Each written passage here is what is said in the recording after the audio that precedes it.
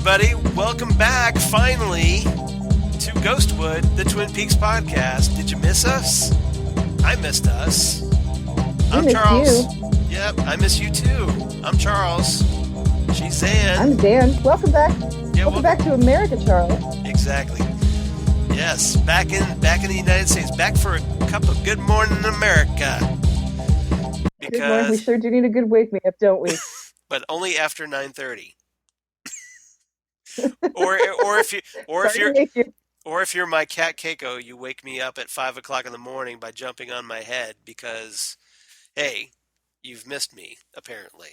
Because that's what cats do. That's what cats do. So yeah, back from my world tour sort of world tour, it was Scotland and London, but yeah, back from that, had a great time and was very a little twitchy by going through withdrawal with no Twin Peaks because of being overseas and the Showtime Anytime app being region locked. Oh my goodness. As of course the finale is airing, but Xan was kind enough to offer to let me view it through my tiny little phone, through tiny Skype. And I appreciate that offer, so I want to publicly thank you for that, for tempting me like nobody's business, because that was a huge temptation. but I wanted to watch it right, so I've watched the finale. Xan obviously has watched the finale by now. Mm-hmm. But we're going to try to avoid that whenever possible. Some things may slip through, but because we still have to catch up from what we've because of taking off for a couple weeks here. So today we're going to talk about The Return Part 15. If you remember that episode from way back in August 20th, 2017. This was a big episode for a number of reasons, and a bit tragic at the end. I knew we were in for something tragic, because we started off with something beautiful and amazing, and you know this. Anytime we see something beautiful and heartfelt, it's immediately followed by something horrible. And that's what we got with this. That's the Twin Peaks way. That's basically, yeah. So we're going to talk about that. So without any further ado or a don't, let's get started. Bear with me, I'm running on a little jet lag, so if I seem a little loopy, that's why. This is so let's start with, of course, true love is giving the other what makes them most happy. And that is, I love you so much, but I have been a selfish bitch all these years. I was going to use that line, but it would seem a little odd coming from me, I think. But yeah, so Nadine and Ed finally have a little chat. And so Wendy Robie finally gets a chance to gets a decent scene in this show, apart from that little bit with Dr. Amp himself. She's done so well just staring at the computer over her smoothie, just looking longingly. Yeah, exactly. But yes, Dr. Amp made her think about things and what's right and what needs to happen. So she picks up her golden shit shovel and walks from home through town. I love that she can't talk to Big Ed. She goes to Big Ed's gas farm, but I love the fact that she can't just talk to him on her own. She has to carry the shovel with her. It's a symbolic item for what brought her to this decision, that she's going to shovel her way out of the shit. Yes. And she's going to shovel Ed out of it too. So she walks from home through town to get to Big Ed's gas farm, which is apparently a different house, because didn't they used to live next to the... That's what I thought. Or did she walk from... Oh, it was during the day. She probably walked from Run Silent, Run Drapes. Yes. She probably walked from her She's store. Downtown. Yeah. That makes much more sense, because she probably watched Dr. Amp, then walked over. Right, exactly. So she walks up with the shovel and she tells Ed how much she loves him, but how obvious it is that he has loved Norma all these years and she's been keeping them apart, and that's wrong. And she's setting him free to go be with Norma. And so she says, go run to her, you big lug. And Ed, of course, being amazing, just says, "Now, Nadine, darling, what are you talking about?" Yeah, yeah. Ed is This has been a long time. Ed is basically, wait, what? Yeah, Are and you he spent a sure? long time with Nadine. He Because spent a long time with Nadine being very flaky, yeah, and so he's basically had the rug yanked out from under his feet before. Because remember a when couple of times. back in the original series, yeah, if you remember, obviously, he was going to hook up with Norma because Nadine was hooked up with Mike, the a-hole boyfriend, and Mm-hmm. Mr. Bonehead boyfriend. Mr. Bonehead boyfriend. Thank you for correcting me. And so everything looked great there until Nadine regained her memory and freaked out on him again. And What's she doing? yeah, yeah, exactly. So, and Ed is at that point throws up his hands, is like, of course. And apparently he's been like that Mm-hmm. for 25 years, and only And that's now, because Ed does what he thinks is the right thing. yeah. Okay, so your high school girlfriend runs Hmm. off with another guy. So what do? You take another girl on a hunting trip and shoot her eyeball out. So then when you do that, you got to marry her, right? You can't just break up with Accidentally, her. yeah, Well, yes, accidentally. I'm not saying that Ed did it on right. purpose. I'm just saying that when you shoot a woman's eye out, Yeah, you probably should marry her you're kind of obligated at that point, I would at think. that point. Yes, and so But then when you're about to get a divorce and she gets her memory back and has no idea that you're getting a divorce, you got to stick with her. hmm And apparently Nadine has come to the realization that she used that to her advantage a little bit more than she should have. I thought that was surprisingly self-aware because yeah, she did use that to her advantage. Mhm. And she talks about, yeah, I've been such a selfish bitch to you all these years, and and she talks about how Ed did the right thing. He stayed with her, and she acknowledged that. Right. So now she's, I Because he's think, such a good man. right. So now it's like instead of freaking out like she normally does historically, now she's come to this realization, hey, I want to be with Dr. Amp. You want to be with Norma. Let's just call the whole thing off and go our separate ways. Let's call Amicably. it a day. It's about time. Yeah. Yes, amicably, because that's the thing. Even when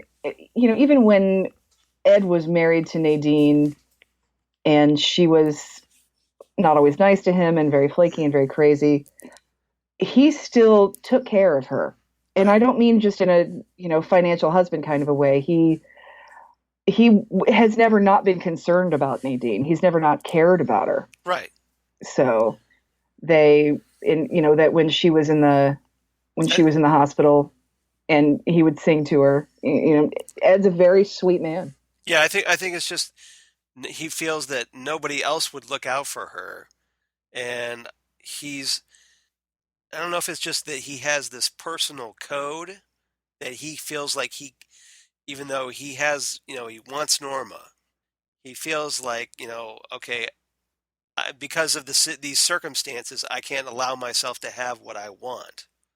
And He has a sense of duty, yeah, it's it's almost like a sense of atonement that he has to atone for something yeah, I when mean, it comes to Nadine. there's some obligation there, but yeah, I think you're right. I think there is atonement there as well. Maybe he feels guilty, and she talked about the guilt that Yes. so yeah, I thought that was, like, wow, we're actually like these two are actually having an honest conversation for once. It was very Right. surprising. Then it's a moment of lucidity from Nadine. Yeah, But yeah. it's like, do you know the Steinbeck story, Cannery Row? No, I mean I've heard of it, Okay. but I'm not familiar with it. It's one of the characters is this scientist named, they just call him Doc. Right. And he's a marine biologist. And there's a guy that lives in the same, on the row is what they say, and they call him the seer. He's a homeless guy that calls himself the seer, like he can see things and he knows people, things like that. And Doc always makes sure he has a place to live and food, and always takes care of him because years and years ago, he and Doc were ball players, and the Okay. reason the seer is a crazy man who doesn't quite understand what's going on in the world is because Doc hit him in the head with a ball, Oh. and so Doc has taken it on himself to care for him forever, even if it is from afar, even if he doesn't, um, even if he wants to let him believe that God's taking care of him, or that my friends in the sky will provide, or whatever. And I think that's a lot about Ed is, she is kind of this lonely, crazy, clingy girl, but he did shoot her. She Right. only has one eyeball because of him. So he's going to take care of her. And I think even if anything, even when Norma and Ed get together, if Nadine needed something, I think that they would help her. I, Because Norma's not like catty about Nadine. right. She knows that she also knows that Ed is kind of obligated to her in a lot of ways. But if something ever happened, like if um, a car hits, Yeah. you know, hits a patch of ice and run silent, run drapes, Yeah. and she needs help putting a new window in, Right. Ed will do that for her. Yeah. Things like that. Yeah. He'll make sure that she's okay, even if they're not together. Yeah, I think so. I mean, now Nadine talked about how she was jealous toward Norma, but obviously, apparently, yeah, I know Norma, like she did in the original series, she expressed some frustrations with the circumstances because, she says, well, she says something, if I recall correctly, like, when are we gonna get to have what we want to Ed? Right. And when you're watching Ed and Nadine, neither one of them's happy in No. that marriage. Nadine is happy that she gets to have Big Ed, but that's almost a holdover from high school. Yeah. She got Big Ed from Norma, the most beautiful girl in school, and Right. here was Nadine, who was also beautiful in her own way, but very, kind of a weirdo, very introverted, very, watching things from afar. And so I think she was sort of riding on that high of being able to get Ed, but Yeah. she loved Ed. Ed cared for her, and those are different, Yeah. It's probably yeah. and I that's I think that's a great like observation because yeah, it was probably like they've probably had that she's probably had that jealousy and resentment toward Norma since high school.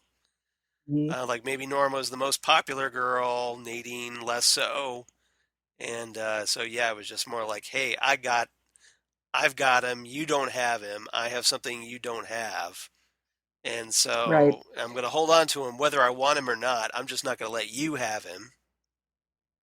Or I'm going to So hold on to him whether or not I'm making him happy. It doesn't matter. I've got him. right, And Ed is an honorable man with a sense of duty, and not only is he not going to break up his own marriage, he's not going to try and take another man's wife, right, even if that other man is Hank Jennings, and he would take your wife in a second.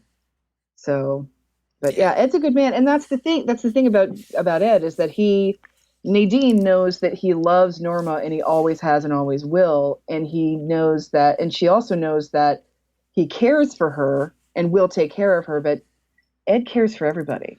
yeah, Ed's always there to help out, and he's always there to try and do the right thing. So, what she's trying to have that's different than everybody else is what Norma has and nobody else can have. And she finally realizes that, and realizes that what she wants is for Ed to love her the way she loves him, and that's not going to happen because that's how he loves Norma. And so now it's time for her to give Ed something. yep. So I'm giving you She's your freedom. Ed, you are free.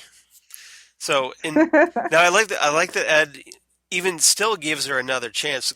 He's like, now honey, you say these things today, but you may regret this tomorrow. And So she says, like I want no to. I like had plenty of time to think about it. yeah, like may expecting like, hey, sometimes you kind of flip back on things. So Are Or you sure? Because I don't want right. to like. All right, you're Lucy, and you've pulled the football away from me before, and I don't want to fall for this again. Well, and he's seen it happen before too. He's Yeah, been ready to break up with her, and then something happens, and she doesn't remember talking about breaking up with him. yeah. So he's had this hope before. He doesn't want it He's a little dashed gun again. shy, I think, at this point with her. Little bit, yeah. Understandably so. So he hops in his little goldish truck, drives on over to the Double R Diner. Says, as the Otis Redding music begins to play, Hmm. I've been loving you too long, and so he tells Norma that, hey, Nadine just gave me the green light. And Norma says, I "I'm gotta, sorry, yes, Walter's here." yeah. So, yeah, so I think this probably deserves this at this point. This is probably how Ed is feeling at this point. Oh, I'm so excited! I I can't figure wait to hear this. it's been a while since you've heard this. Yes, Oh, come on, you. Yeah. yes. Ed's So feeling the mental equivalent of losing at Plinko. yeah, exactly. Exactly. So he goes over to the counter. The waitress there asks him what he wants. He goes, "Give me a coffee," and then he And mutters, a "And a cyanide cyanide tablet." Exactly. Which is exactly pretty much how we're all feeling at this point. It's like, oh no, it's like oh not no! again. So we thought that like Lynch might leave it there. David Lynch might leave it there, but he goes over back to Norma, and she's there with Walter, Hmm. and that tells him, like, hey, I'm going to exercise an option on my contract, and I'm going to buy out my share of the diners, the chain. She's going to let him buy her Oh, out, that's so right. that I'm way sorry. she doesn't have to. That's right. That's right. You're right. I got it backwards. She doesn't. Yeah, she doesn't have You're to right. bend to their Right. crappy ingredients rules that they're Exactly. trying to do. Yeah. So you can go be the knockoff double R. I'm gonna Hmm. keep the original double R, and I don't want to be in the franchise business anymore. So I'm gonna take care of my family. And old Grant Goodeve is kind of looking at her through his pearly white teeth, going, "Er?" Tilts his head, and Yeah, not really getting it. But apparently she says, "I she, thought you." And Walter says to her, "I thought you didn't have a family." She said, "No, I have a wonderful family, and it's time I take care of them." yeah, and she's talking, of course, about the town, Twin Peaks, her Pretty customers, much. Yep. and I was kind of hoping we and would it kind of goes see her whoosh. sister. Oh yeah, yeah. Yeah, but Nope, not so much. So so at this point, Walter presumably walks off into the sunset, and we cut back to Ed. Ed is still sitting there at the counter. He's got his eyes closed. I have to think he's probably eavesdropping at this point, or at least trying to. or he's trying to, exactly. So he's sitting there. He feels the gentle touch of Norma's hands on his back, Hmm. going up to his shoulders, and that little tiny hint of a smile creeps into his stone-like face. Oh, it's so exciting. And the Otis Redding begins to build, and yep. So she, like he turns to her and says, "Marry me," and Of course I will. we're all, yay! Finally, finally, these crazy kids finally got their act together. And What is it? Shelley's off in 40 the years corner, after high school? watching this, going, "About damn time." About damn time. Exactly. And so, but She's she's smiling, everybody's happy, and then the music's building, and it cuts outside. We see some nice puffy clouds that look all angelic, And The next day. yeah, and so at this point, both of us, being longtime Twin Peaks fans, know all too well once you have this great moment of happiness on this show, something really horrible is about to happen. The highs don't last very long They in Twin don't. Peaks. It's like Yeah. Lynch and Mark Frost are, like they'll give you that little taste of happiness and then just yank that thing out from under you once again. Exactly. Yes. So, but at least as far as we know, Norma and Ed finally together. So we got Together that. again, Get together finally. again, yeah.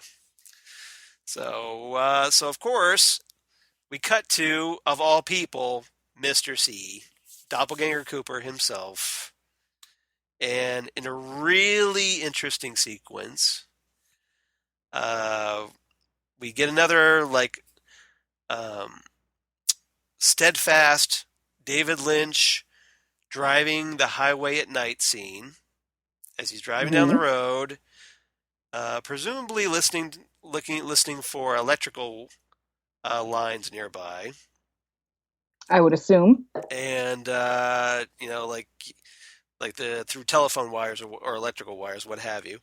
Um, and he ends up going into the like a secluded wooded area, presumably. Now, is this Ghostwood or is this near Ghostwood at this point? I'm not We certain. don't know yet. Yeah, we're not We exactly don't know sure yet where he where this is, is. but apparently it's in some secluded wooded area. And what's there? Oh, just the convenience store, the one we saw in episode 8. Oh yeah, no big deal. Yeah, no Just big just deal. a yeah, just a convenience store. Yeah, the one with the woodsman, got a light. So, yeah, those That guys. one. Yeah, nothing. Yeah. Those are all over the country. They're a chain. There's nothing special about that. Yeah, those guys. You know those guys. Yeah, the creepy guys. Yeah, Yep. those guys. So, not sure how the convenience store just pops up anywhere it wants to. So apparently that thing can travel, teleport, whatever. Hmm. Um, Somewhere in the Pacific Northwest, I would think. So a woodsman Yeah. Well, greets him there at the station. They kind of stare at each other, and then the woodsman leads him up the stairwell outside of the building. Remember, we lived above it. We lived above the convenience store. I lived above a convenience store, so they go up the stairs, Yep. which, as we remember, has the same wallpaper as Yes. the room in Fire Walk with Me, That where painting. Philip Jeffries has been to one of their meetings. Yes, the wallpaper from the room that is the painting that is Lynn Mora's room. Mm-hmm. And so he walks up the stairs, and then he's in the parking lot of a motel. So this is crazy no way convenience store. Yeah. Time, space, Well, care he in goes time and space. he goes through he gets led through like this what it's kind of superimposed the image of a forest that kind of like it's almost like a shortcut through space and Right. time or whatever to reach this motel area. Yeah, it's like the parking lot of a motel, very David Lynchy motel. Exactly. And so there so apparently uh he goes inside this, well, actually I'm trying to remember. Let's see. Okay, so he goes inside there, um, the room, which has the number 8 outside, which Hmm. I find interesting because if you turn 8 sideways, well, what does that look like? Infinity. Infinity. So symbolism there, just maybe a little bit. And Little bit. so apparently, Doppelganger Cooper looking for Philip Jeffries to have a little chat, and um, they they sit down, or basically, what was it here? That they, oh yeah, I forgot. There was a woman there before that lets him inside the room. Hmm. that there was Yep. what it looks like some kind of night manager slash landlady type woman. Right. She's just in her bathrobe, like Yeah, she lives at the hotel. that's true. So yeah, she's probably. But there's been some speculation about who this woman is Hmm. online, and one of the popular theories is that maybe it's Lois Duffy, from the first Blue Rose case, Oh, yeah. which I Good think is a point. which I think is a really interesting theory, and for lack of more information, I think that's a good thing to run with. But That could be what this hotel is, because that's where yeah, Lois Duffy was found, right, killing Lois Duffy. exactly. So maybe it's the other Lois Lois, Duffy. maybe. Could be the Because doppelganger she did just, Lois, the tulpa, maybe. I told her, because she did just disappear. Exactly. So, Or maybe yep. So she basically lets him in to this room. It's We see a fritzing lamp that's kind of, of course, it's Lynch.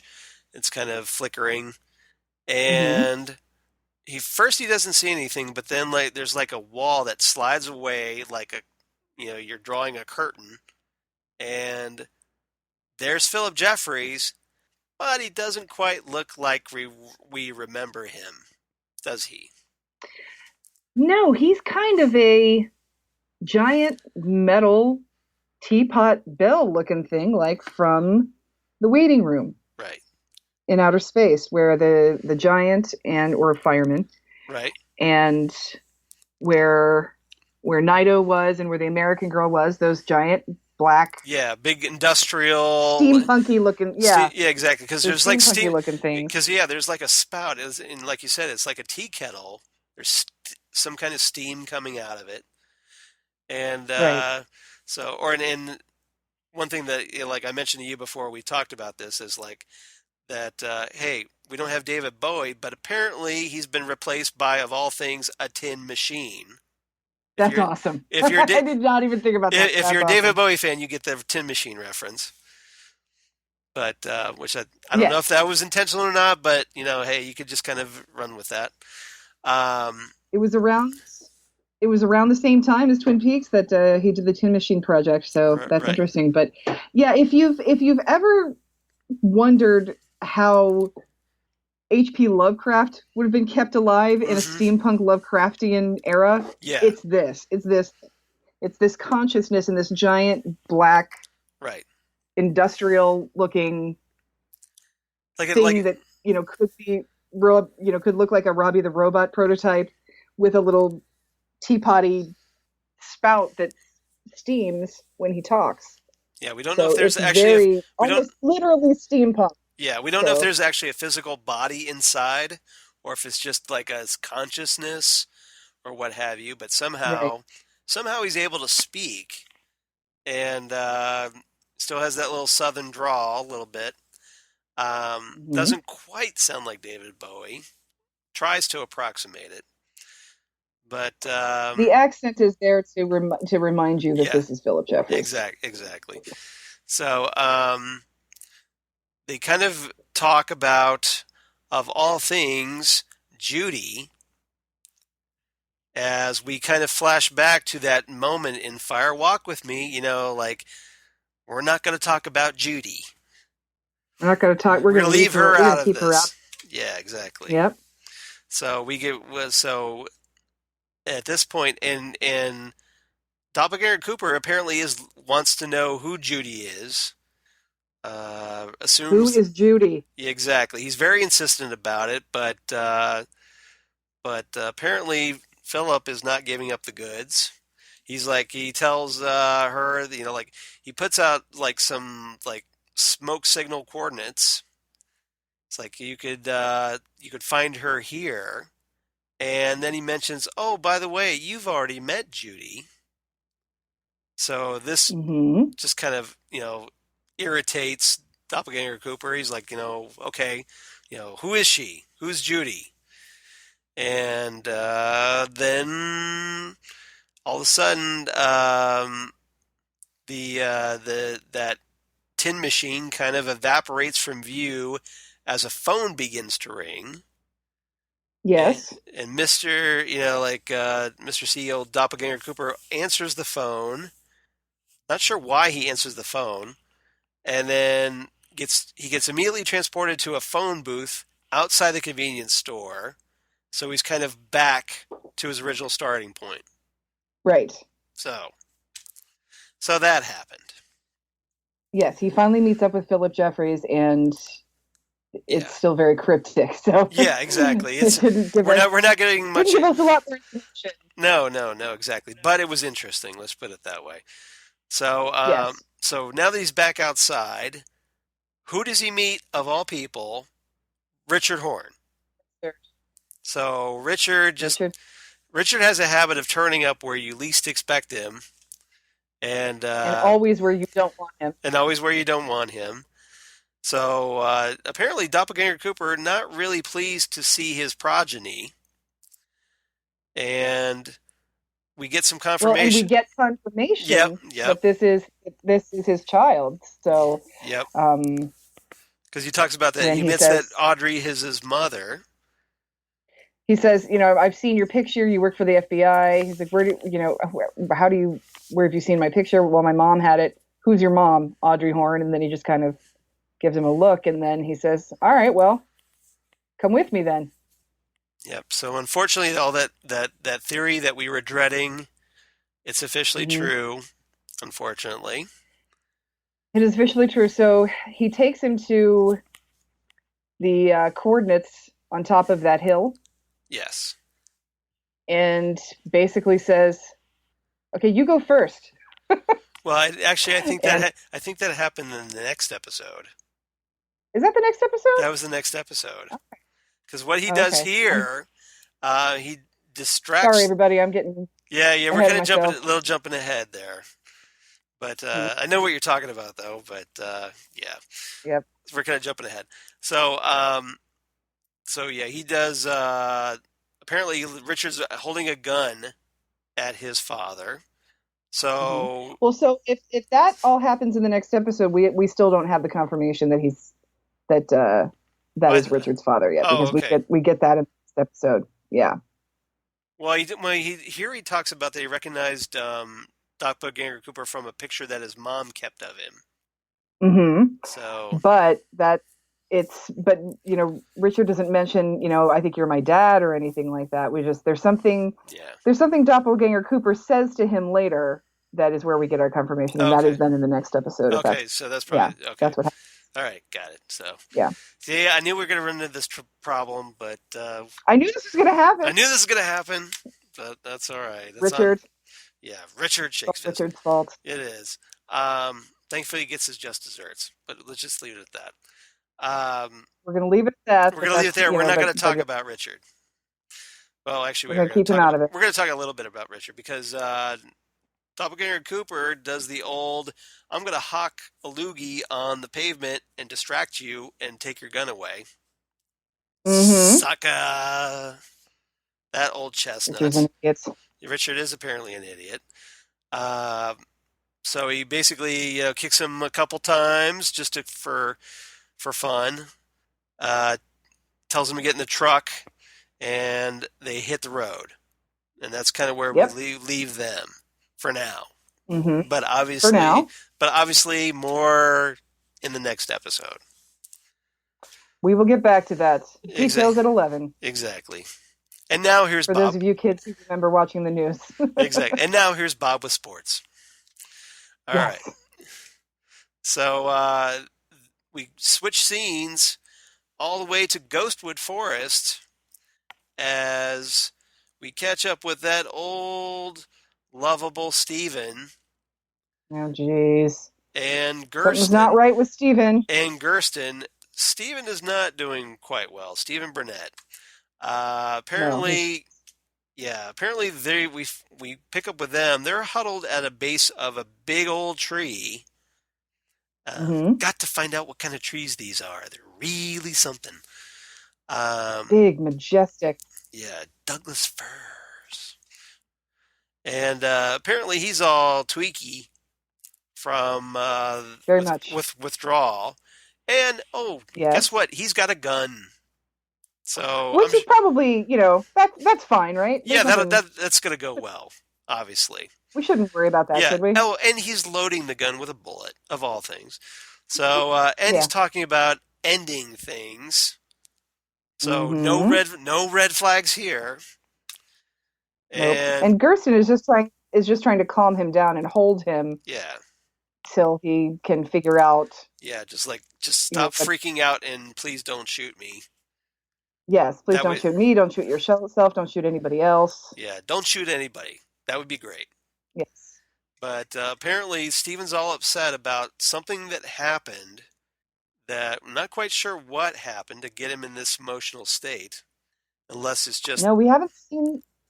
So I kind of wonder. Yeah, we haven't seen him for a I kind while. of wonder if there's a deleted scene maybe here, because we're not quite sure how things got, unless he just freaked out over almost getting killed by Becky when she was going on her Well, rampage. right. I'm a little worried about Becky because I haven't seen her in a while either. No, we're not quite So sure what's up with what? Becky.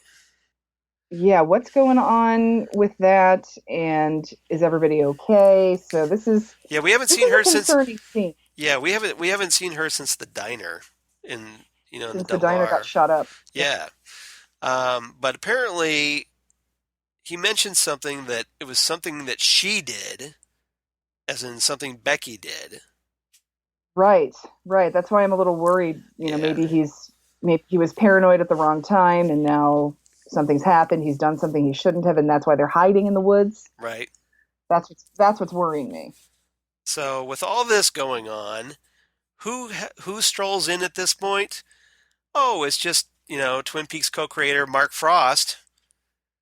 Yeah, he just shows up. He just That's shows up. Yeah, he's walking his dog, but apparently mhm. he's credited as his character from the original series, a character named Cyril Pons, who was a TV news reporter. Right, So now, presumably, he's retired, and presumably he's living at the Fat Trout Trailer Park, as we find out later. Um, right. but he comes across Steven and Gersten, and everybody kind of looks at everybody like awkward. And Yes, like what do we do? Okay, what am I supposed to do with this information I just now yeah, received? yeah, it's like, oh, okay, and you've got a gun. I think I'll be going now. Hmm. And so Gersten freaks out. Um, she takes off running, hides behind a tree at this point. So she can't really see what's going on, and neither can we because the camera's focused on her. And then we hear a Right. gun. Then we hear a gunshot, and we're wondering Hmm. at this point, okay, did Steven shoot Cyril or did Steven shoot himself? Or or what the heck? Or Because what happened? it Yeah. could be anything at this Or did point. It somebody could be shoot? anything. Yeah, did somebody else just waltz in and shoot? Yeah, we don't know. Right, or somebody else there now too. Is whoever is Stephen actually worried about something real and somebody has finally found him. Yeah, exactly. So So we kind of hang there for a moment. We're not really sure what's going on, and then all of a sudden, we see Cyril walking out of the forest. So we find out, mhm. okay, well, Cyril's still alive. So we figure at this So point, that's something good.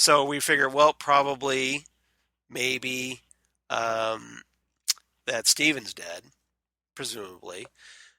So That's my assumption at yeah, this point. Yes. which no big loss. Hey, had it coming. No, So it's no particularly big loss, but I am glad that Gersten is okay because I yeah, am very sad for what has happened to her, that she has gotten mixed up in addiction and yeah. Stephen and Apparently, everybody that hooks up with Steven it doesn't go well for them. So why um, else would you hook up with Stephen except that you needed drugs?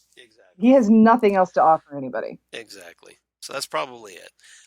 So Cyril ends up like going and hooking up with everybody's favorite hero in Twin Peaks, Carl Rod, Yeah, who everybody's favorite. and he kind of points over to the like, oh yeah, that guy from that trailer, the one that's The always guy from over there. yeah. Yeah.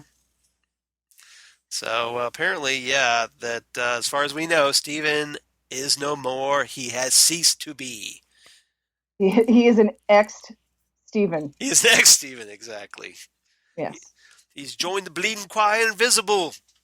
So He yeah. wouldn't boom if you put 10,000 volts through him. No, but maybe Dougie would. Oh, just nope.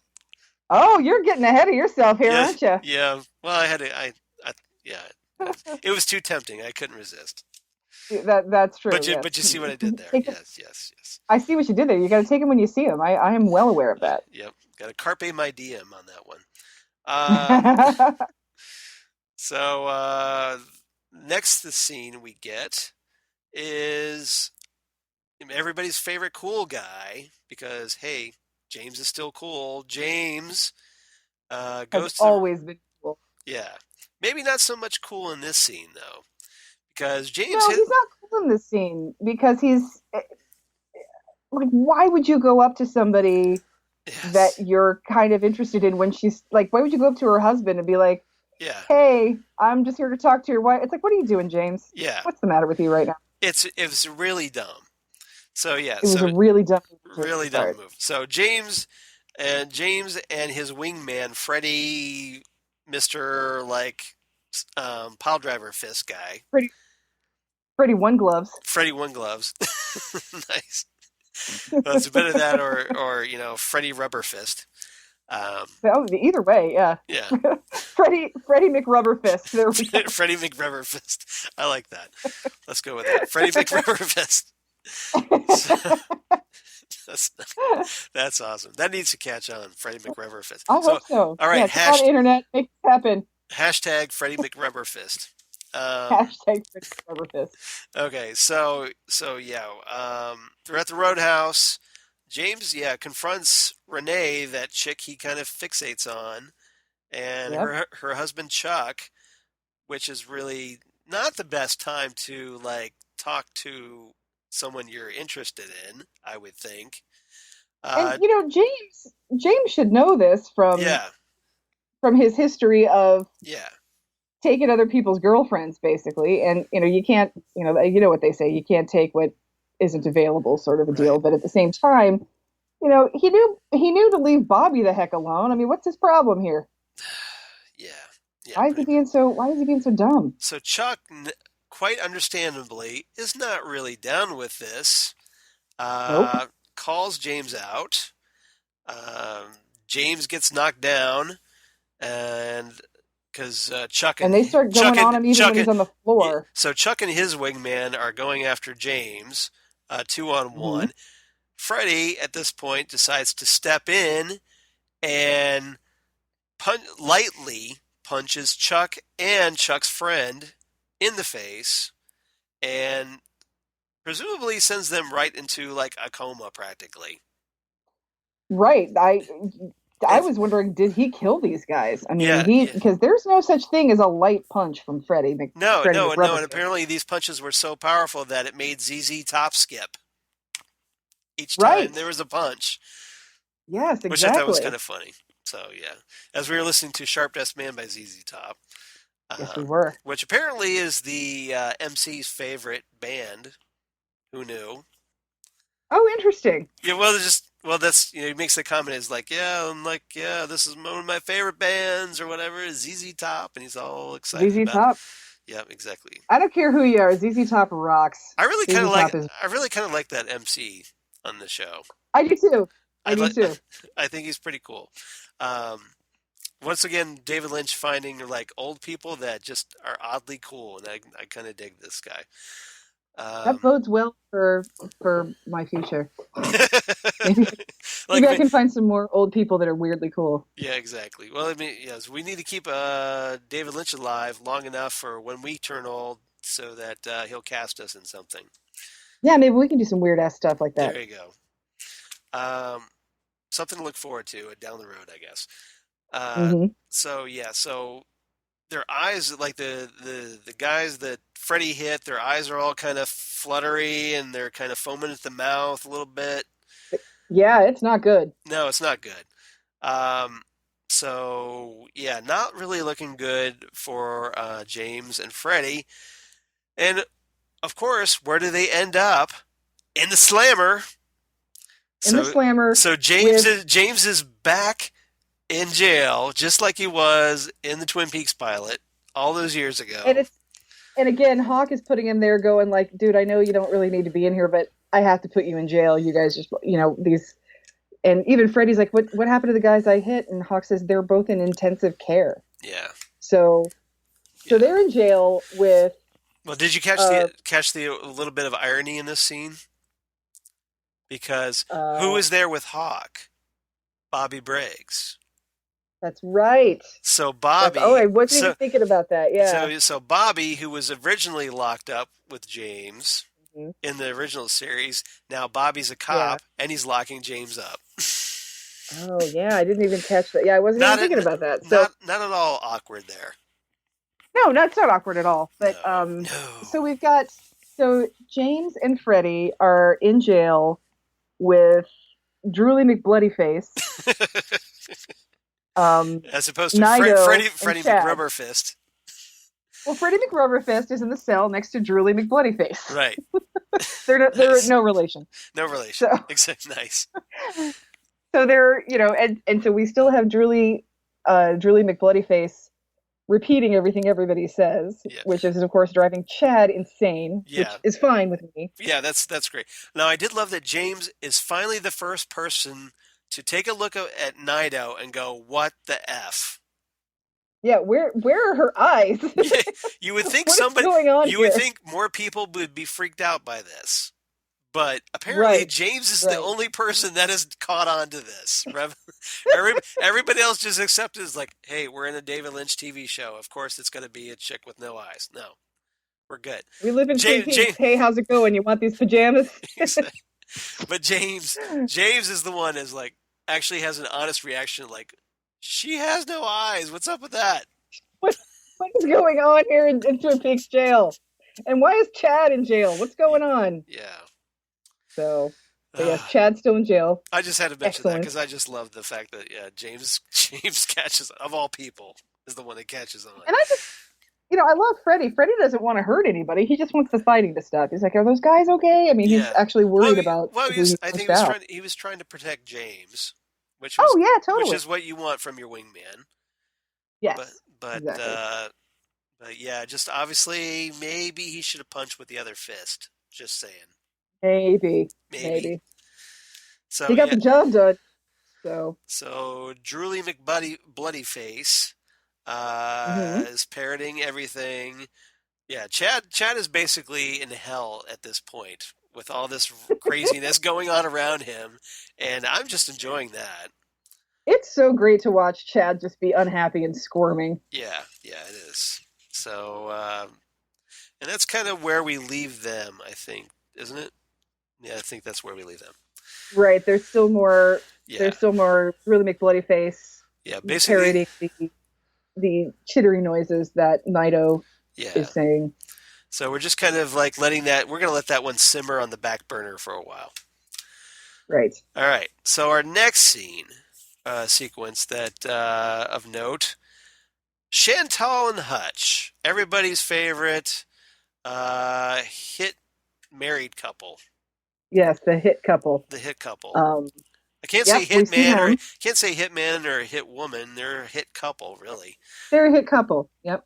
And so they finally arrive in Vegas, and presumably after they hit the buffet at one of the casinos. So. One of the casinos.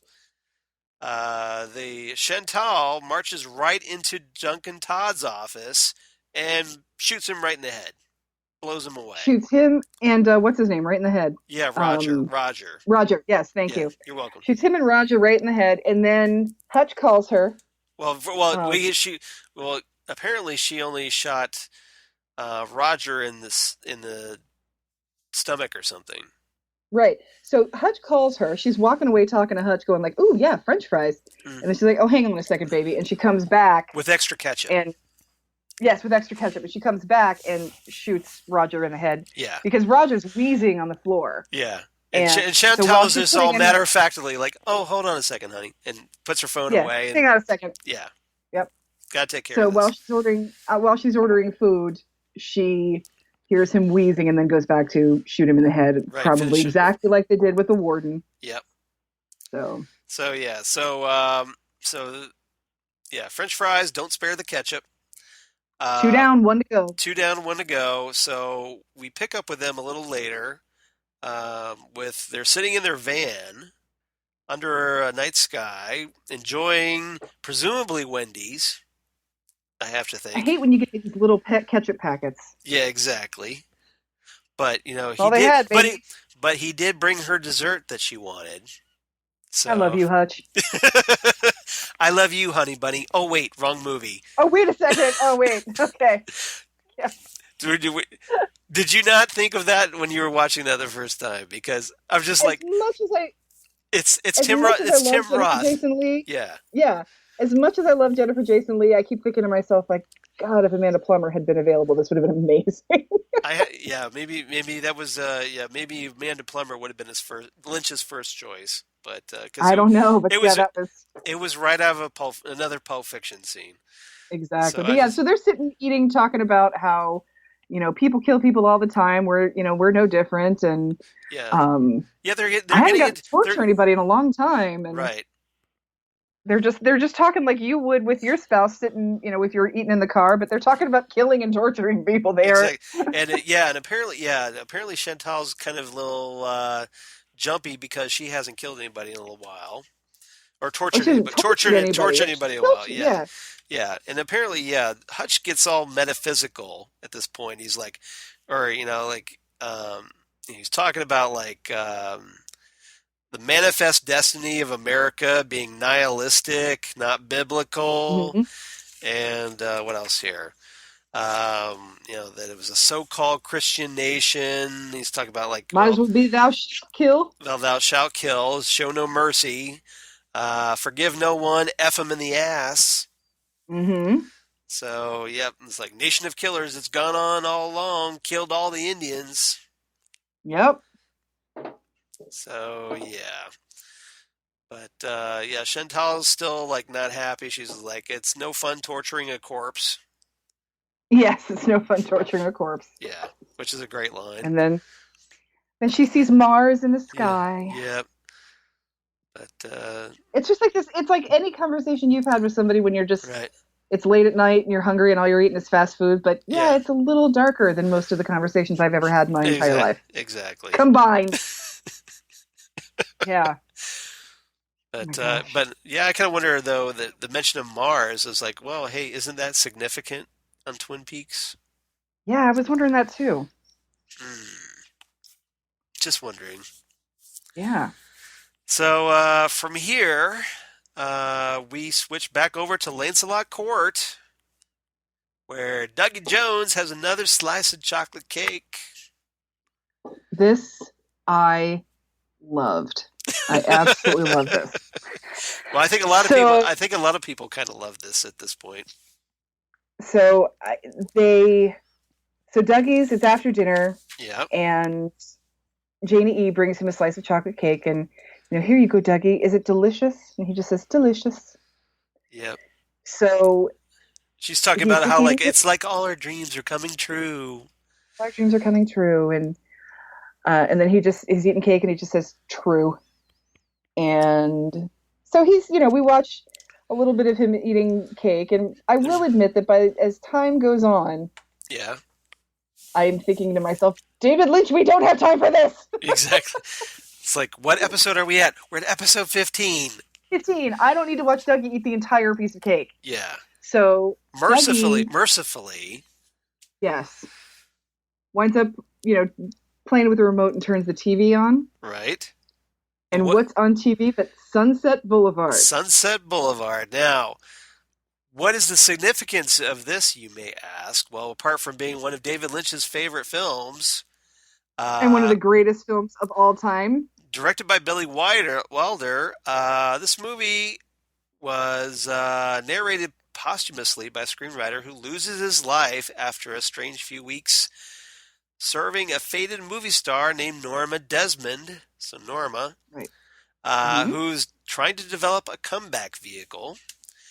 And the scene that Dougie's watching involves Norma meeting with Cecil B. DeMille about a script. She keeps getting phone calls from the studio. Yeah. and she assumes that it's Gordon Cole, not Gordon Cole, but she assumes it's Cecil B. DeMille calling her to talk about her horrible Right. screenplay, but it's somebody named Gordon Cole Right. trying to see if he can borrow her car. She has an old car that he thinks would be perfect for a movie, so he's been trying to see if he can rent it from her. So Cecil B. DeMille is pretty much just humoring Norma Desmond throughout this whole thing. She's written this Norma Desmond, played by Gloria Swanson, Yeah. who is, this movie is 1950. She's 50 years old in this movie, and she is an aging silent movie star. And as we all know, there were not a lot of silent movie stars. The success rate of silent movie stars into talkies was lower than child actors into adult acting. Right. You've got, like there's maybe occasionally a Ron Howard, but it doesn't happen that much. So a lot of around the time that talkie movies came out was also when Income Tax came out. So we had all these people, right? We had all of these people who were making boatloads of money in the teens and 20s. Yeah. And then all of a sudden they're taxed on it and they can't make money anymore because they don't. Silent film acting and talkie film acting, very, very different things. And a lot of the silent movie actors had bad voices. They overacted because they're used to acting. Right, because facially, you have to act physically as opposed to using Right. dialect, and you're Exactly. and enunciating. Yeah. Exactly. And people wanted to see dancers and singers, and because you could have sounds in movies now. So Right. these people who were in these really overly melodramatic silent movies kind of weren't viable anymore. If you've ever seen Singing in the Rain, that's kind of exactly what happened. Yeah. Just less funny. Where you try to make a movie into a talkie, and it just is not. It's not the right thing. And so this is what happened with Norma Desmond, is that she stopped getting parts. And around the time, and talkies came out, in the first talkie movie was 1928, and then it just sort of, there was never, the only person who ever really hung on to the silent movie format was Charlie Chaplin, because as Charlie Chaplin said, if the tramp talks, he dies. There's nothing Right. for him vocally. He's not a vocal comic. He's not a vocal character. So he hung on to that into the 30s a little too long, but then of course, Yeah, he but by this had, time, he had some other problems. yeah, that's true. And then of course that was when the So, Marx Brothers took off. right, the Marx Brothers took off. He had a paternity suit, House on Yeah. American Activities, flies to Yeah. Europe, so it was not, Charlie Chaplin was not as bad as some other people had it, but And then his granddaughter ended up marrying Rob Stark on Game of Thrones. that's right. That's actually, I think, his great-granddaughter. Una Chaplin. Yeah. Yeah, Una Chaplin. And Yeah. so he made it out a little better than other people did, but there are a lot of those comedians who didn't make it out of the 30s. They didn't stay alive out of the 30s, and not just comedians, but a lot of silent film actors. They drank themselves to death. They were penniless, Right. and drank themselves to death, or heroined themselves to death, or whatever, because it wasn't a viable medium for them anymore, and they lost all their money. So this is a sort of a Norma Desmond character, and Very tragic. Yeah. very tragic, very melodramatic. And so has this delusional thing of doing a comeback. And Cecil B. DeMille had directed her pictures when she was in the movies. And so she goes to see him, and he's like, "Norma, what are you doing here?" She's like, "Well, you had Gordon Cole call me." And he's just sort of pitying her at this point and humoring her. He knows he's not going to make, she's brought him this script that she wrote called Salome, which was a historical drama. And that in 1950, that wasn't as big of a thing. Those sort of grandiose historical pictures weren't really the thing. Right. It was musicals at the time.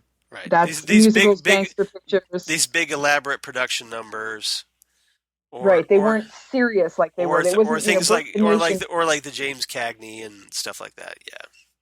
Right. At that point, yeah, James Cagney, I believe White Heat was 1949. Right. And even Cagney was getting older. I think 53 was, Love Me or Leave Me, which is sort of a musical. So, it's gowns and numbers and things like that. It's not necessarily Birth of a Nation kind of thing. I mean, we have, in the 60s, we wind up with Cleopatra, but it's, at this point, that's not really what people want to see.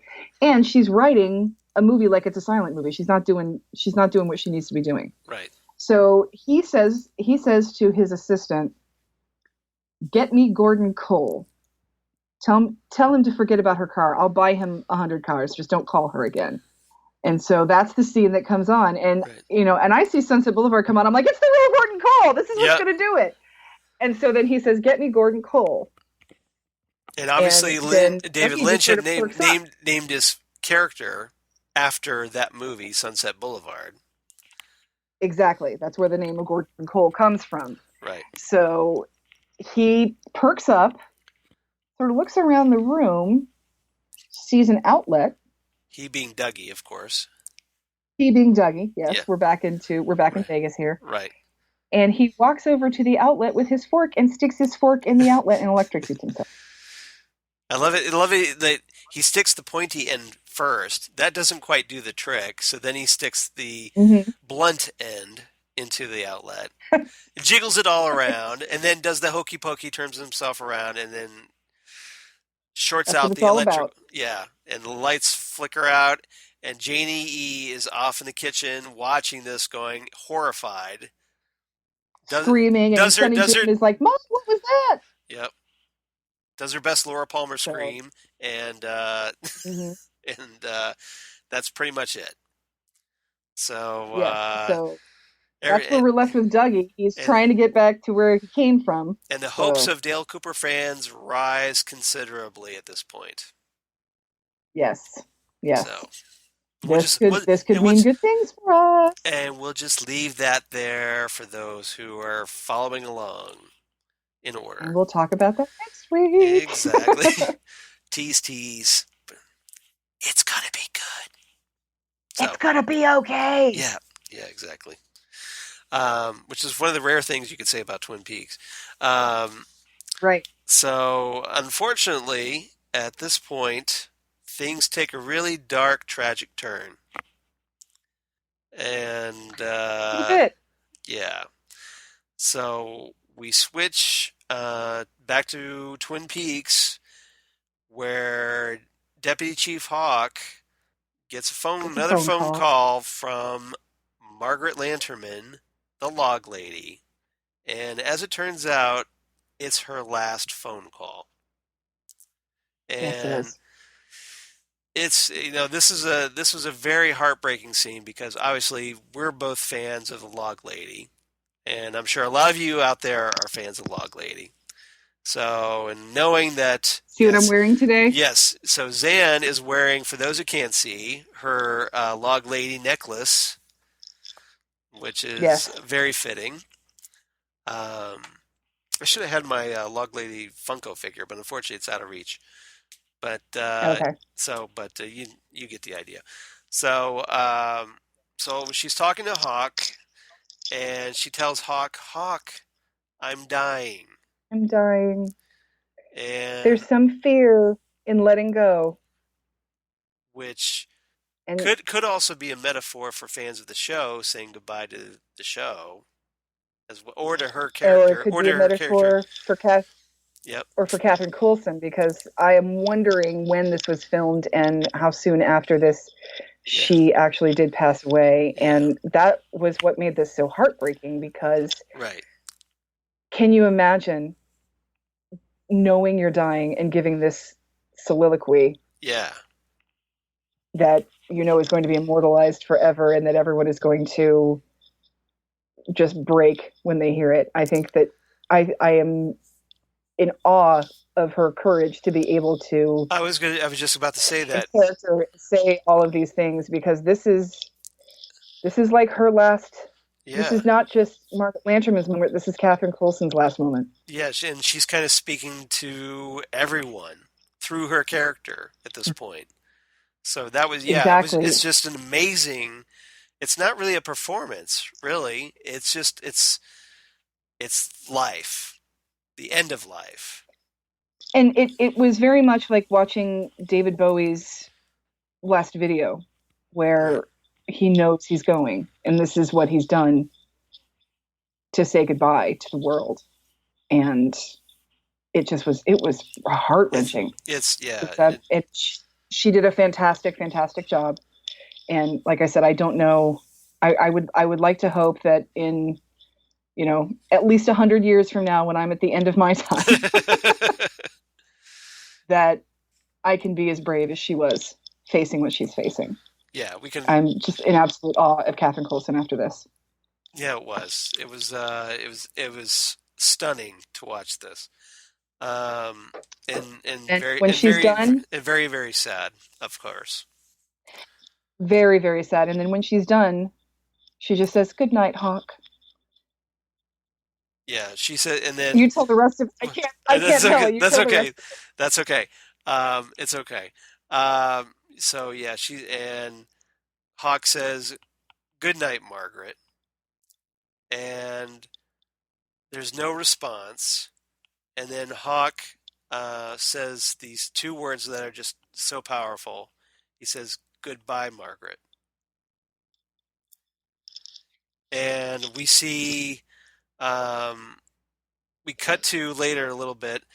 We see the light inside her cabin in the woods Turns off. turns off, just dims out into darkness, and then there's kind of a pause, a pregnant pause, and then we see Hawk in like the sheriff's station conference room there with Andy, Lucy, Bobby, and Sheriff Truman.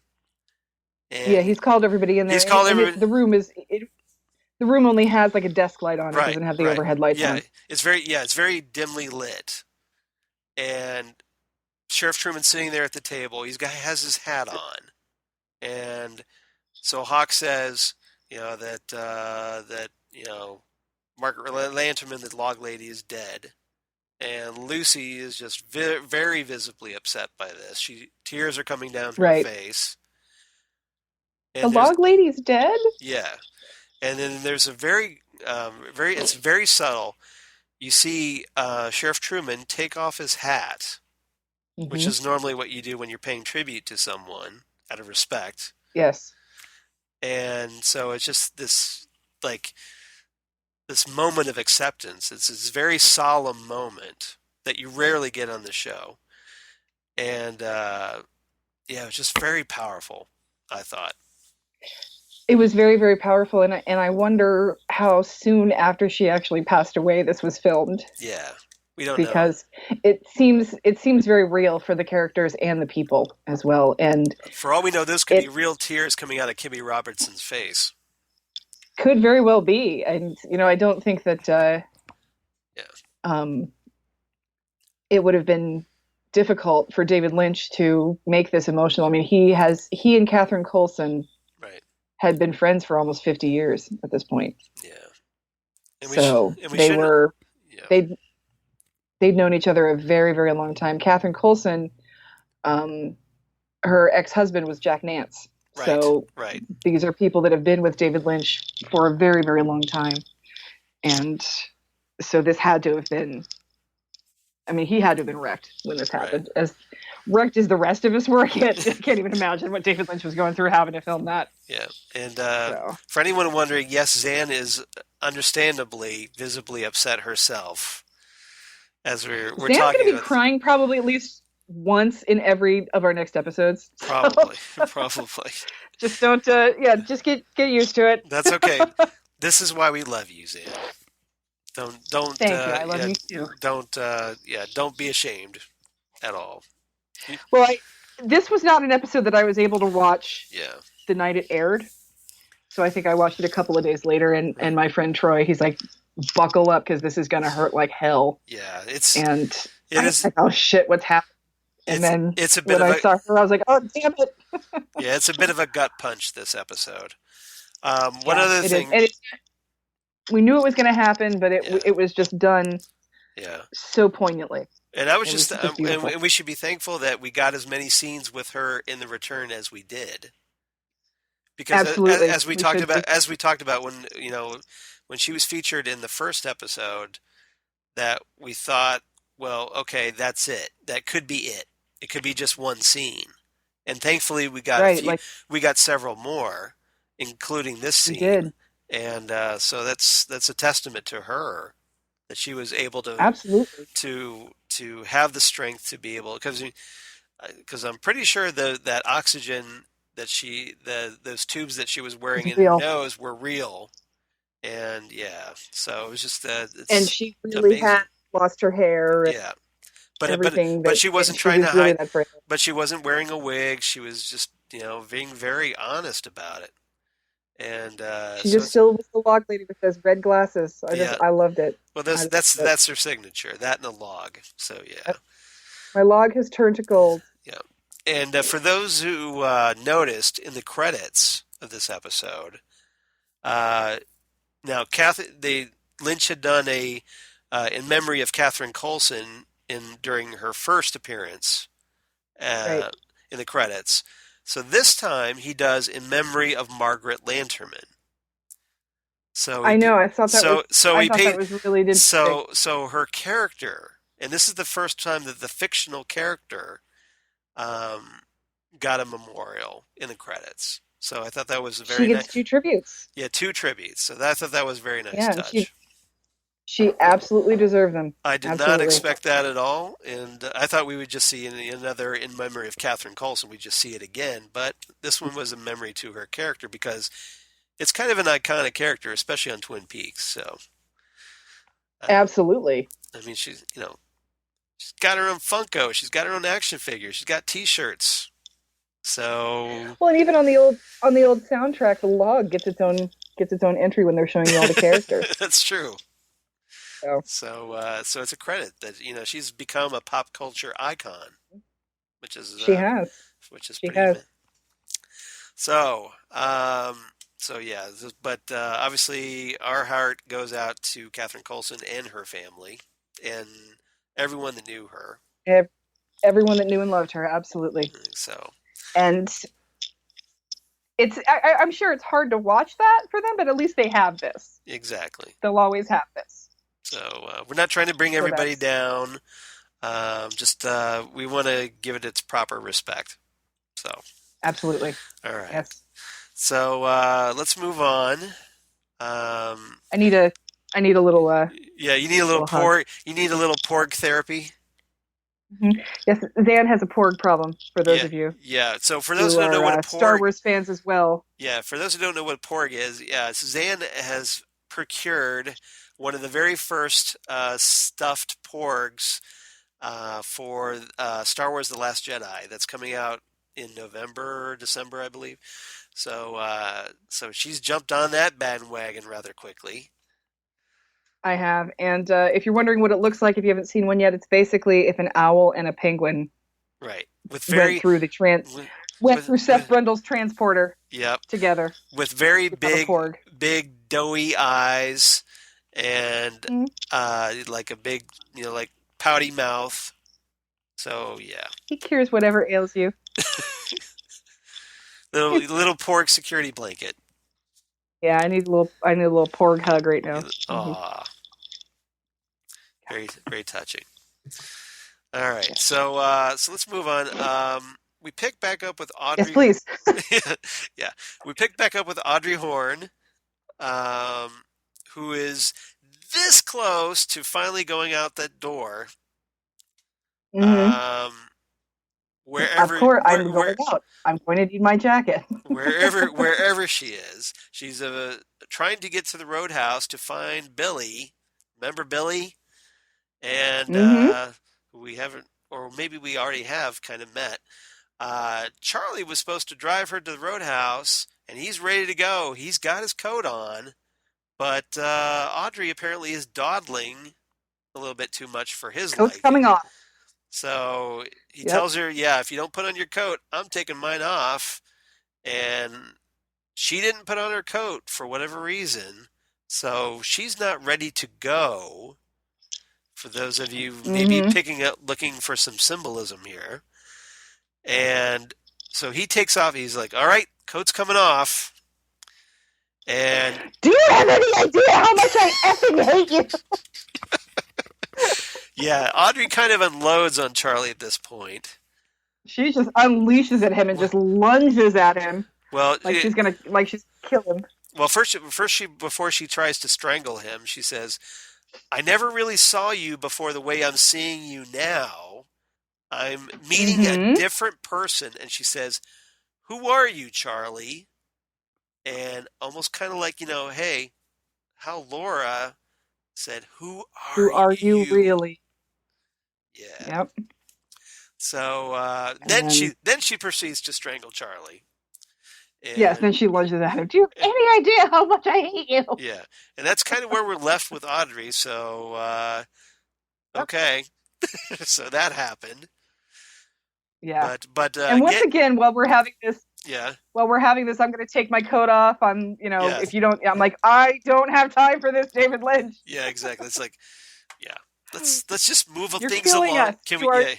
Yeah. We're killing us from the inside out, David Lynch. And somewhere somewhere in the editing booth, Lynch is just laughing his ass off. I have to think at this point, going, I know this is going to piss so many people off, and I love it. This is going to drive everybody crazy. Let's keep doing it. Yeah, exactly. It's like, I don't care. I got Showtime's money. I'm good. I'm going to do what I want. He should have all of Showtime's money at this point. Showtime should just, any money they get, pretty much, should go to Liev Schreiber and David Lynch. Yeah. Well, it's funny that you mentioned that, because I was at, of all places, Wendy's today for lunch. Next stop, Wendy's. And on the television, the little television tubes, there was a commercial for Showtime. Guess which show was first? And they're basically showing, highlighting all their programming. This was today? This was today. They're highlighting all their, hey, be sure to get Showtime on, I think it was on Dish Network or whatever. And they were because we have all these shows. Guess which show was first? Of course, Twin Peaks. So I thought that was interesting. Yeah, I thought that was interesting. So yeah, that is interesting. So we're pushing Twin Peaks as our lead product, essentially, out of all our shows. Well, that's the thing. They should be. I mean, it has gotten nothing but glowingly loving reviews. Exactly. So, and there's Chris saw an article online about how Twin Peaks is better than Game of Thrones, and people who watch Twin Peaks are more cerebral than people who watch Game of Thrones, which we just can't stand. Neither one of us likes it. It's like, why can't you just like both? Exactly. Well, I like both. What's wrong with you? Why can't you like Star Trek and Star Wars, DC and Marvel, Coke and Pepsi, The Who and Zeppelin, The Stones and the Beatles, Twin Peaks and Game of Thrones? I've never gotten the rivalry mindset. This absolution, you have to like one or the other. You can't like more than one at a time. I don't get that personally. You have to pick a side. Yeah, I don't understand that. I don't do sides. I okay, if there's something I like, I'm going to like that, and then I have room in my life to like something else. And exactly. I have the ability to diversify a little bit. I'm not just locked into one thing. I think that makes you unless it's the argument. Yeah. Of which is better, Backstreet Boys or NSYNC, because the answer is clearly Backstreet Boys. I will take your word on that. That's the only one where I come down on one side fully. So. I'm an 80s guy, so I'm not really into the whole Backstreet NSYNC debate. Backstreet Boys won my heart when they did that stupid video with all of the monsters, the Wolfman and the Mummy and the Universal Monsters video. I was like, okay, this is kind of adorable, you guys. So, they won me over with that bit of kitschiness. And that Justin Timberlake, he's so dreamy. Oh no, he's in sync. Oh, that's right. He is. No, he's not. Yeah, Backstreet Boys. That's right. Was, Brian Luttrell, AJ McLean, Howie Duro, Nick Carter, and Kevin Richards. I forget what Kevin's name was. I'll have to look it up. I don't know. I was listening to A Flock of Seagulls and Art of Noise, so that's me. Also good. Yeah. But and if you've ever seen, have you seen the movie This Is the End? with Jay Baruchel and Seth I've Rogen. seen parts of it on cable. I haven't watched the whole thing. If you want to love the Backstreet Boys, watch the very end of that movie. Yeah, that's funny. Yeah. But yes, there are some people some musical artists that will win me over with something completely not necessarily musical, and for me it was that video, that the Universal Monsters video. Got it. So yeah, that's the only rivalry that I actually do pick a side. I am 100% Backstreet Boys on that. Yeah. Oh, and Spy versus Spy. I have a favorite spy. It's Spy versus Spy. Which spy, white or black? So white, oddly. White. I'm white as well. Well, actually, the female spy. Gray Spy. Gray Spy is my favorite. Okay. Yes.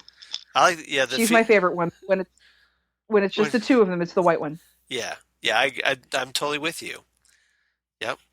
So that's the Spy versus Spy from Mad Magazine, guys. In case you're wondering what we're talking about. Yeah, and by the late great Antonio Perhias. Yes. I think it's because I've always sort of voted for the underdog in a lot of things, and the white spy was the one that was killed in my first issue of Mad Magazine I ever owned. Got it. So that's what did it. Just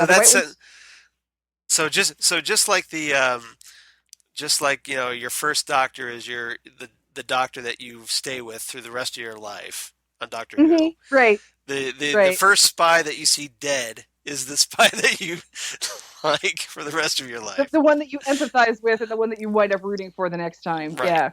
Yeah. When it really comes down to it, the gray one's my favorite. Yeah. But on a normal week, on a normal month for Mad Magazine, it's the white spy. Right. So, but that's the thing. There's no reason to choose.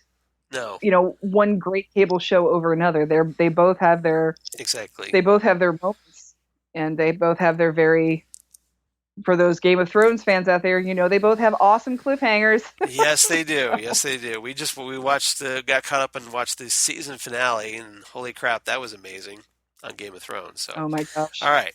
So, but remember, this is Ghostwood, so we'll get back to the Twin Peaks stuff. It's too bad. Yeah. That we already chose the name for our podcast. Why? Because you could cover a whole bunch of stuff. That's kind of what we did with because you. Right, with Fandom Zone, but you have another podcast called Next Stop Everywhere. Yes. We could call this podcast Next Stop Wendy's. Well, unfortunately, that name wasn't until late. But that would have been a little confusing for me, personally.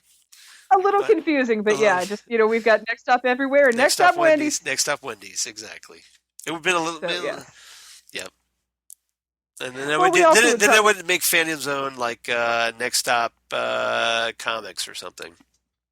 But I'm just thinking that we live here in Columbus, Ohio, which is the international headquarters of Wendy's. So I think their lawyers could find us pretty easily. But well, hey, it's just we write them and say, hey, we want to promote your show or promote your product, so. We're going to promote your product by reminding people of the we don't make any money for it. Murderers. Exactly. Yeah, exactly. If they sent me a cease and desist letter that included a coupon for a Frosty and a large fry, I'd be like, all right, this is legally binding. As I dunk my fries in my Frosty, this is as good as a signature in blood for me. We'll stop it. I can just go like, well, hey, here's all these past receipts of Wendy's that I've gone to over the years. Seriously, my high school I went to a very small offshoot of Worthington High School, the Linworth Alternative Program. Yep.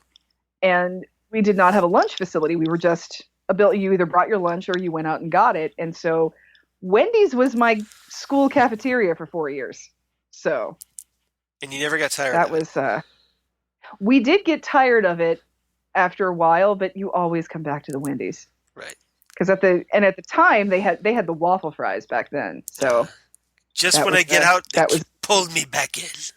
They keep pulling you back in. It's like you can get sick of Wendy's all you want. You're never going to get sick of a Frosty. Yeah. That's all I'm saying. So. All right. Anyway, next up, Wendy's.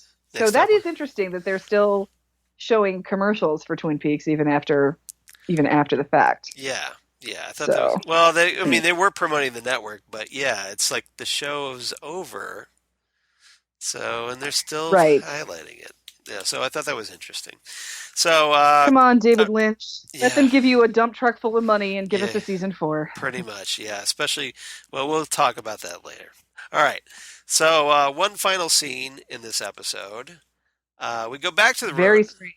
Very strange. We go back to the roadhouse, and so we get another rando at the roadhouse, and Hmm. with a young woman named Ruby, who is Yep. sitting in a booth designed for 4 people.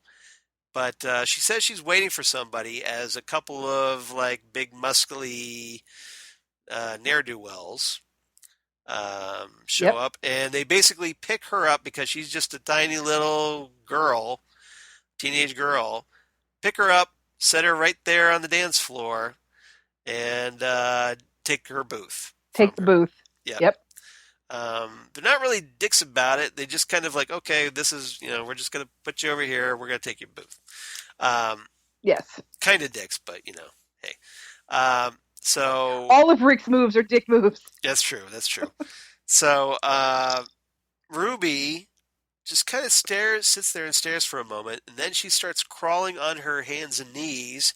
Hey, just kind of like Dougie was doing when he crawled over to the outlet. Into the dance floor. She crawls into the Yeah. dance floor. She goes right into the And crowd. then The crowd. Yeah. mm-hmm, And then she starts screaming. like big old scream, primal scream, Like Laura Palmer screaming. like Laura Palmer screaming.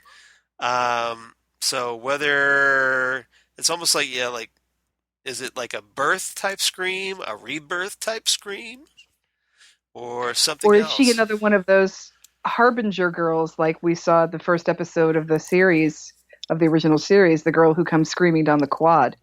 Yeah, Something's about to go down when somebody just starts screaming and for you're not no quite reason. sure For why. no reason. Yeah, exactly. Right. So For no apparent reason. Yeah, yeah, exactly. exactly. So and that's kind of where we're left. And then obviously the Roadhouse was. We get the band of the week, which is the Veils doing Axolotl, Hmm. Axolotl. For those of you who can want to spell that, but Axolotl. This will be on the test. Yeah, exactly. Don't ask me what it means. I'm sure that it means something, but it's Axolotl. It just rocks out the It roadhouse. it it That's does all we sound know. cool. It sounds pretty cool though, and it's on the soundtrack. So, um, but yeah, so that's pretty much the episode, unless I forgot something. That's pretty much the episode. We don't get a Yeah, whole heck of a lot, except we get a lot of movement on Dougie. I think the only other thing that So maybe happened this week in this episode, I should say, um, so that Las Vegas FBI director, um, I guess he here finds out that. kids, huh? Yeah, he finds out that Kids, huh? apparently Dougie Jones has been brought in with his wife and his kids, and His not, family, he's here with his family, and his kids don't seem too happy. so Kids, huh? so he goes in to see that, and apparently there's like some guy, his wife, their 2 kids. The one young kid is like crying, screaming his head off, and Yeah, there's like all in their pajamas. They've just dragged these yeah, people out of bed. yeah, This exactly. is the most incompetent branch of the Federal Bureau of Yeah, Investigation that we've seen so far. worst branch ever. Worst branch ever. Worst branch As ever. my friend Leighton used to say, this is like Dr. Fives level of incompetent police. Like that's like the highest level of incompetent police officers So are the the police officers in the Obama Dr. Fives. Exactly. So, needless to say, the FBI director not too happy about this. Wilson. So, Wilson. yeah, exactly. Yep. So, I think that was So about it. I think that was about it. yeah, that was about it. But we did get confirmation that Richard is Yeah. still out in the middle of nowhere and has caught up with Doppelganger Cooper Right. because he showed up when Red was killed. Yeah. Not Red, when Ray was killed, Right. and we haven't seen Richard, but so he's still out. He's been following Doppelganger Yeah. Cooper this Apparently whole time. Yeah. Apparently. Now, whether Doppelganger Cooper caught on to this, I have to think he caught on to it. I would I would like to think so. I But don't like thinking that he's smarter than everybody else, but I think yeah, sometimes he has his moments. yeah. Or unless he was So just so focused, maybe he's distracted by the electricity. electricity. Yep. Electricity. So, all right. So, what's your rating for this one? It's a very sad one. Yeah, this one is very, very sad.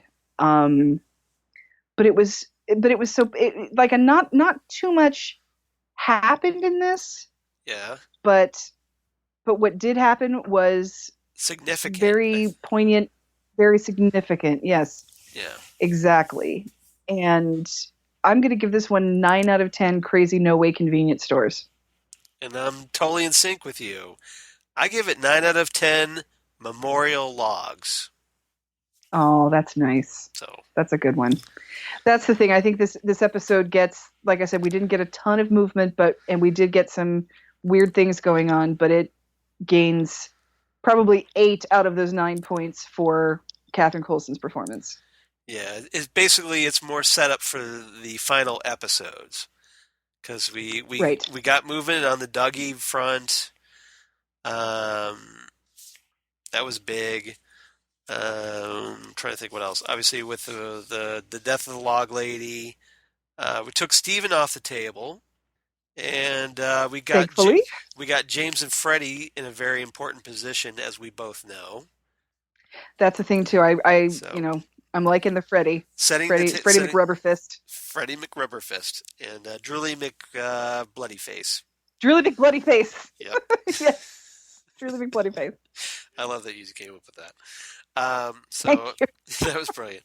All right. So next time on Ghostwood, obviously we're going to talk about the return part 16 as we continue playing catch up, and that's not As we extra get down dirty. not extra catch up with fries.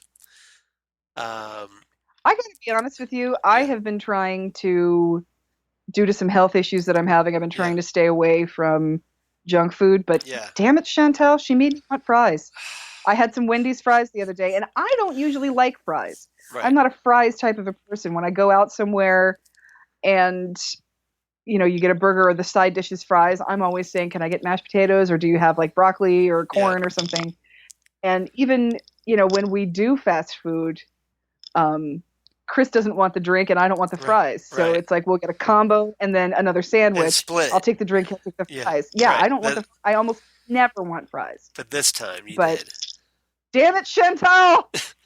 Which is interesting too, because It's getting. Yeah. have you ever seen the original Hitcher, The Hitcher, No. with Jennifer Jason Leigh? No. Well, there's a scene in there where she makes fries for Okay. C. Thomas Howell, Yeah. and there's a finger in them. Ah. That's almost more of a Chantal moment than it is a Fry fingers. Hitcher. Mm. Yeah. Nom, So, nom, but yeah, nom, she nom, makes nom. she makes fries in that, and there's a finger in one of them Nice. in the plate of fries. That's hilarious. Yeah, because it's getting to the point now, instead of craving donuts when I watch Twin Peaks, at least for the return, I'm kind Next of like, up, Wendy's. next stop Wendy's, wanting to watch, want to swing by Wendy's, bring it home, and throw on the Twin Peaks. So, Yeah, and that's another thing too. I haven't done like fries and ketchup in a long Yeah. time. I'm usually gravy or poutine kind of a person, or just Yeah. plain fries, or whatever. Like, I like to get fries at Greek restaurants where like you have, whatever your chicken kebab was cooked in Yeah, mixes with yeah. your fries, that kind of stuff. I'm not a big fries and ketchup person, but damn it, I had to have fries and ketchup recently, and it was very tasty. I didn't feel the need to torture anybody, but it was nice. It was a nice throwback to childhood when fries and ketchup were like the epitome of the awesome food. Nice. All right. I have to think, though, I understand why Wendy's wouldn't do a tie-in promotional with Twin Peaks, but missed opportunity, in my opinion. Well, I just want to say that, Wendy's, regardless, it's working. I've eaten at Wendy's because of Twin Peaks. So Exactly. I have to wonder if I don't think it's. I have to wonder if they got a small sales bump from this show. Right, like every time you see Chantal and Hutch now, there's Wendy or Cheetos. Yes. Heck, Cheetos probably got a how big boost off of that Cheetos probably did get a big bump from because that. Chantal goes through those Cheetos bags like Kleenex. She just pff. Right, yeah, she's just all about the Cheetos. And I don't think this is necessarily like like an M&M's level of Yeah, bad decision making. For those of you who remember the movie E.T., right, E.T. was lured out of the garden shed by Elliot with a trail of Reese's Pieces. right.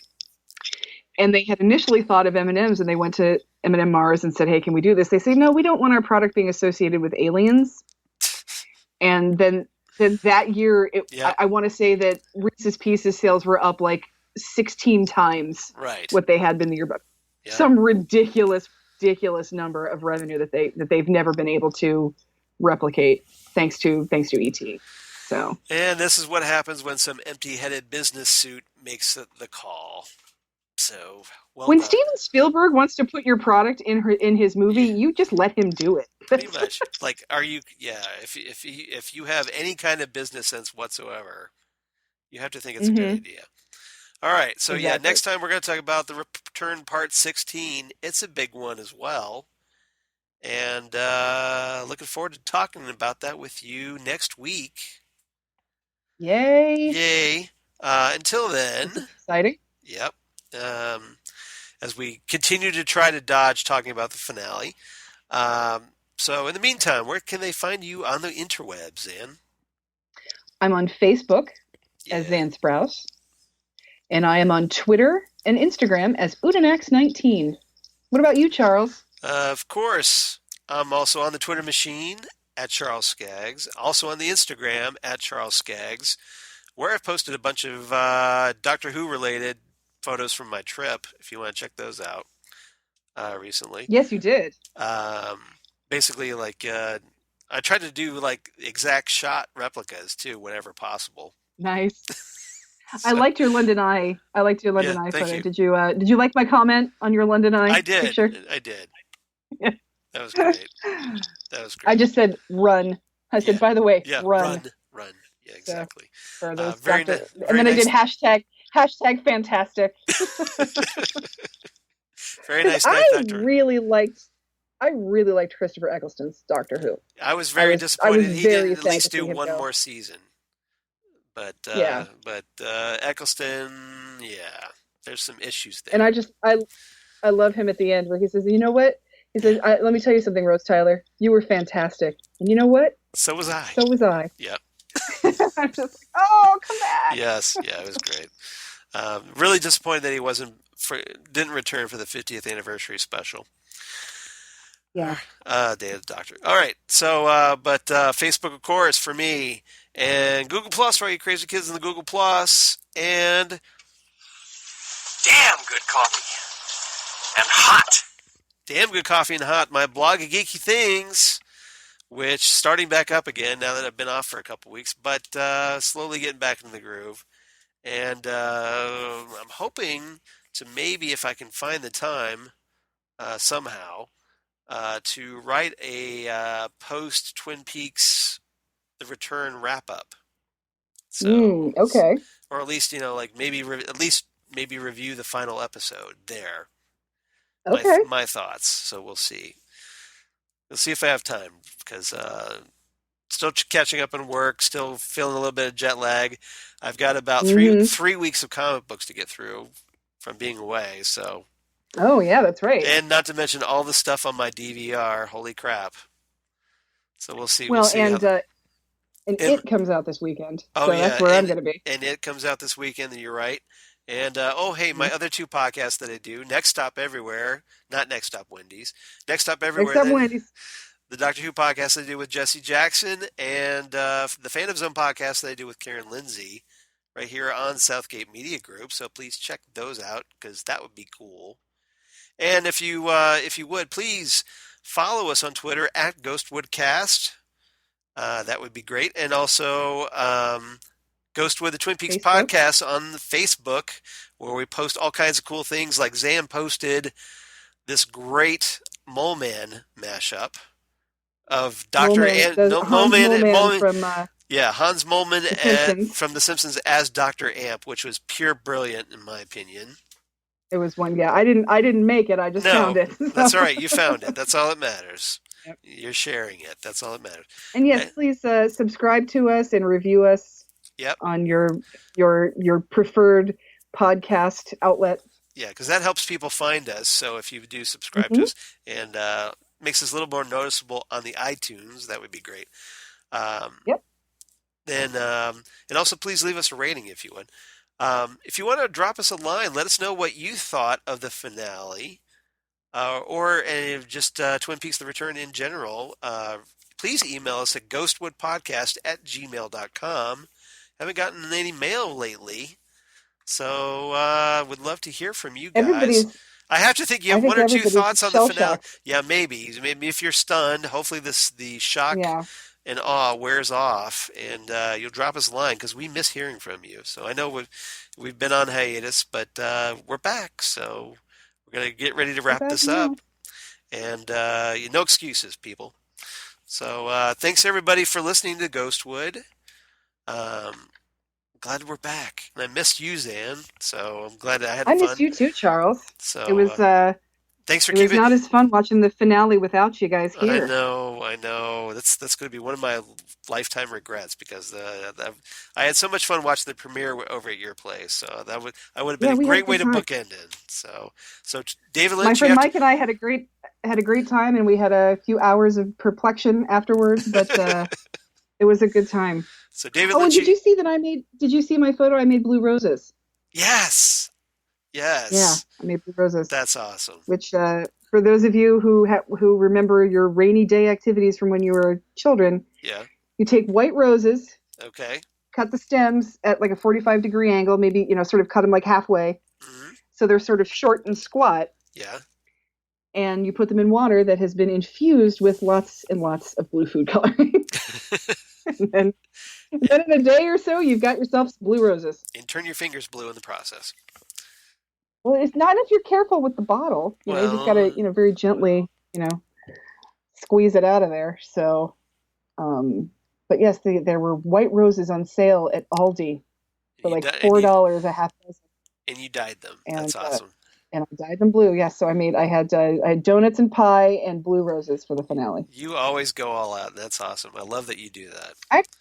I try to be ceremonial whenever well, this was a big deal. This was a big deal.